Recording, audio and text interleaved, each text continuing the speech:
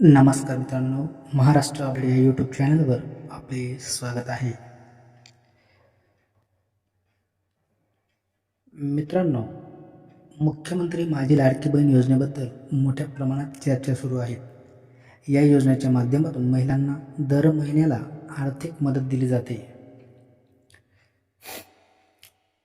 February आणि मार्च महिन्याचे हप्ते मित्रांनो काही दिवसांपूर्वीच करण्यात आले आहे.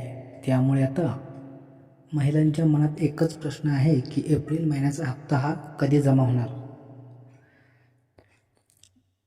मुख्यमंत्री माझी लाडकी बहीण योजनेअंतर्गत अनेक महिलांना अपात्र ठरवण्यात आले आहे. 9 लाख महिलांना सरकारने अपात्र ठरवले आहे.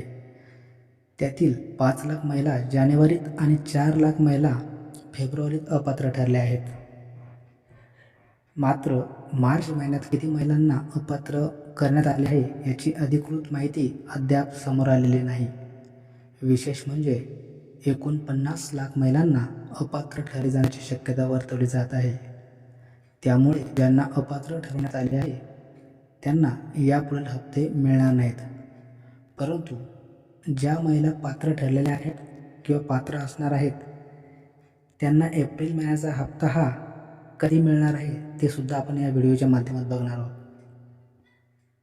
तर मित्रांनो बघा, या योजनेचा फेब्रुवारी महिन्याचा हप्ता 8 मार्च 2025 रोजी महिला दिनानिमित्त जमा करण्यात आला होता.